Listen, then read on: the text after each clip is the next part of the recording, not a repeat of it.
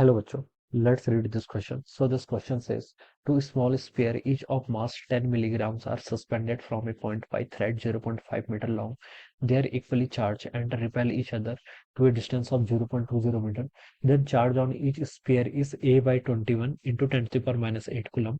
Then the value of A will be. A की आपको यहाँ पर वैल्यूज बतानी है, ठीक है। तो देखिए बच्चों, इस क्वेश्चन को क्या लिख सकता हूँ मैं।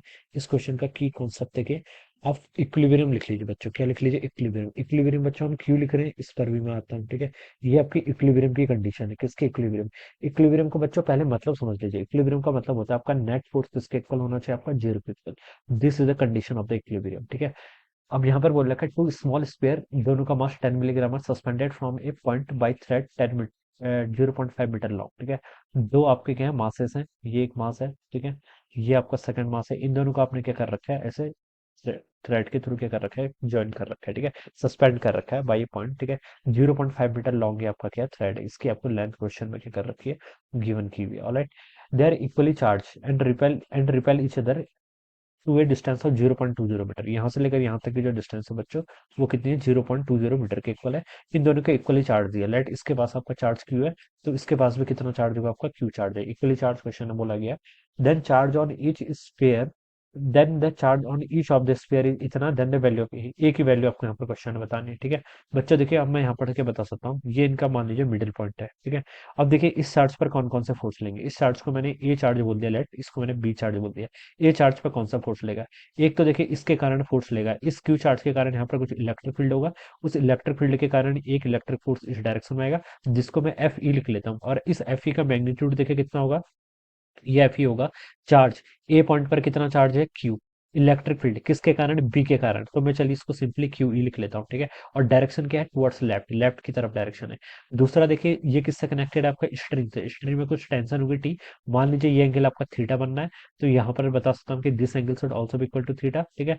तो देखिए एक कंपोनेंट टेंशन का इधर को आएगा, जिसमें मैं क्या लिख सकता हूँ? आपका टी का कॉस थीटा। एक कंपोनेंट टेंशन का इस डायरेक्शन में भी आएगा, जिसमें मैं क्या लिख सकता हूँ? आपका टी का साइन थीटा। ये लिख सकता हूँ, ठीक है। अब बच्चों देखिए, यहाँ पर से एक एफ ई तो आपका क्यू ई के इक्वल हो गया, ठीक है। और लिख सकता हूँ, देखिए इसका मास एम है, तो इस पर एक एम जी का फोर्स लेगा, किस? वर्टिकल डाउनवर्ड डायरेक्शन में, ठीक है। तो बच्चों देखिए, अब मैं यहाँ पर से ऐसा लिख सकता हूँ कि टी कॉस थीटा इक्विलिब्रियम पर है, तो नेट फोर्स जीरो होना चाहिए। ऊपर की तरफ टी कॉस थीटा है, तो उसको बैलेंस करेगा कौन? एम जी, ठीक है। वर्टिकल डायरेक्शन के फोर्स आपने बैलेंस कर दिए। हॉरिजॉन्टल डायरेक्शन में टी साइन थीटा, इसको कौन बैलेंस कर रहा है? आपका इलेक्ट्रोस्टैटिक फोर्स, ठीक है। टी साइन थीटा किसके? एफ ई के इक्वल होगा। या फिर आप इसको यहाँ पर से क्या लिख सकते हैं? क्यू इंटू ई के इक्वल लिख सकते हैं। ये वैल्यू हो जाएगी।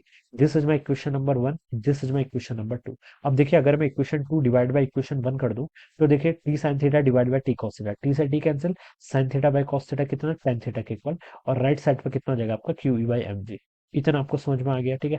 अब बच्चों देखिए, क्यू कितना है? चार्ज, चार्ज क्वेश्चन में द चार्ज ऑन ईच, ठीक है। इतना गिवन कर रखा है, ए बाई 21। अभी के लिए चलिए मैं इसको क्यू ही लिख लेता हूँ सिंपली।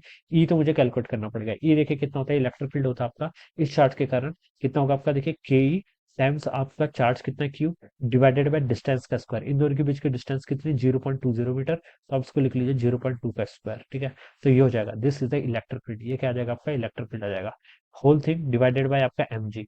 एम क्या है? मास। मास देखिए क्वेश्चन में कितना दे रखा है? 10 मिलीग्राम, यानी कि इसको 10 इंटू 10 टू द पावर -3। ये तो आपका क्या हो गया? ग्राम में कन्वर्ट कर लिया आपने, ठीक है। इसको केजी में कन्वर्ट कर लिया, तो एक 10 टू द पावर -3 और जाएगा। अभी आपका केजी में आ गया, ठीक है। इंटू देखिए बच्चों, जी जी की वैल्यू कितनी होती है? आपकी 10 के इक्वल होती है। आपने इसमें यहाँ पर 10 से ऐसे लिख लिया, ठीक है। अब देखिए मुझे क्यू की वैल्यू बतानी है ना यहाँ पर, ठीक है। क्यू की वैल्यू, क्यू तो मेरे लिए यहाँ पर अननोन है।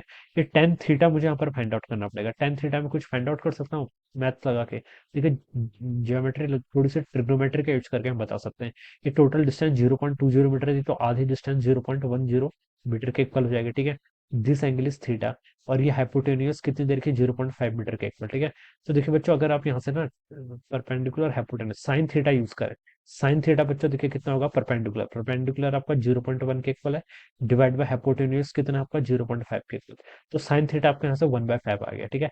तो साइन थीटा 1/5, यानी कि इसको 1 बोल रहा हूँ, इसको 5 बोल रहा हूँ, ठीक है। तो पाइथागोरस थ्योरम लगाऊंगा मैं, तो देखिए 1 का स्क्वायर प्लस दिस साइड का स्क्वायर, किसके स्क्वायर के इक्वल होना चाहिए, 25 के इक्वल, ठीक है। तो ये आपका ये √24 हो जाएगा पाइथागोरस थ्योरम लगा के, ठीक है। तो अब टेन थीटा देखिए मैं क्या लिख सकता हूँ, परपेंडिकुलर अपॉन बेस होता है, परपेंडिकुलर तो आपका 1 हो गया, बेस कितना आपका √24, तो 1 डिवाइड बाय √24 लिखा जा सकता है, ठीक है। तो इस वैल्यू को देखिए अब मैं यहाँ पर पुट कर लेता हूँ, टेन थीटा इसके इक्वल आपका 1 डिवाइडेड बाय √24 के इक्वल।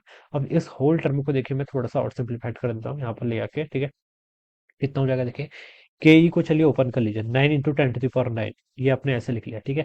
क्यू इंटू क्यू करेंगे तो आपका क्यू का स्क्वायर आ जाएगा, ठीक है, डिवाइडेड बाय नीचे देखिए 0.2 का स्क्वायर करेंगे तो कितना आएगा 0.04, जिसका 4 × 10⁻⁻2 भी लिख सकते हैं, ठीक है।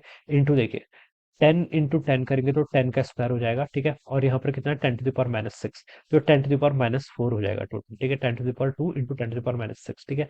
डिवाइड 1 डिवाइड बाय √24 को क्या लिख सकते हैं, 4 √4 × 16, क्या लिखा जा सकता है देखिए, 24 को हम लिख सकते हैं आपका 2 12 2 6 2 3, 2 √6 लिखा जा सकता है, क्या 2 √6 लिखा जा सकता है, ठीक है। ये हो जाएगा, इतना आ गया। क्यू को देखिए, क्यू की वैल्यू क्वेश्चन में आपको गिवन कर रखी है, ठीक है। तो आप इसको देखिए ऐसे लिख लीजिए 9/4, इस टर्म को मैंने ऐसे लिख लिया, 10⁻⁻2 और 10⁻⁴ कितना हो गया 10⁻⁻6, ऊपर जाएगा तो +6 हो जाएगा, 10⁻9 से ऐड करेंगे तो 10⁻15 के ऊपर। क्यू का स्क्वायर, क्यू कितना है आपका ए का स्क्वायर कर लीजिए, डिवाइडेड बाय 21 का स्क्वायर कितना होता है आपका 441 इंटू 10⁻, कितना -16 के इक्वल, ये वैल्यू यहाँ से इतनी हो जाएगी। It is equal to 1 divided by 2 √6, ठीक है। ये आपका यहाँ पर से इतना आ गया, ऑलराइट, ठीक है। ये टर्म आपके यहाँ से इतनी आ गई। अब बच्चों देखिए आप क्या कर लीजिए, ए का स्क्वायर देखिए यहाँ से क्या लिख सकते हैं, 4 यहाँ से देखिए ये टर्म आपकी कैंसिल करेगी, तो 9×4 = 36, नॉट 49 टाइम्स चला जाएगा, ठीक है। 49 × 4 करेंगे तो कितना 196, तो 196 आपका इधर आ गया, ठीक है। और देखिए यहाँ पर 10⁻15 और 10⁻⁻16 कितना होता है, 10⁻⁻1 के इक्वल, कितना होता है आपका 10⁻1, इधर आएगा तो 10⁻1 हो जाएगा, ठीक है। डिवाइडेड बाय 2 √6, तो आपका यहाँ पर ऐसे ही रहेगा, ठीक है। 2 √6 आपका ऐसे ही रहेगा, 196 इंटू देखिए 10⁻1, ठीक है। इतना ही आएगा, इतना ही आएगा ना, ठीक है। इसको सॉल्व करेंगे तो आपका 1960 डिवाइडेड बाय आपका 2 √6 हो जाएगा, ऑलराइट। 1960 को देखिए बच्चों हम कैसे लिख सकते हैं, 1960 का देखिए अगर मैं यहाँ पर रूट कैलकुलेट कर लेता हूँ इसका, ठीक है। ये वैल्यू देखिए आपकी 1960 को हम कैसे लिख सकते हैं, यहाँ पर देखिए इसको ऐसे लिख लीजिए, चलिए 1960 डिवाइडेड बाई 2 टाइम्स √6, √6 होता है आपका 2.45 के इक्वल, 2.45 इंटू 2 करूंगा तो 2.4 4.9 के इक्वल हो जाएगा, ठीक है। अब बच्चों देखिए 1960 डिवाइडेड बाय आपका 4.9 अगर हम करेंगे तो 400 के इक्वल आ रहा है, कितना आ रहा है 400 के।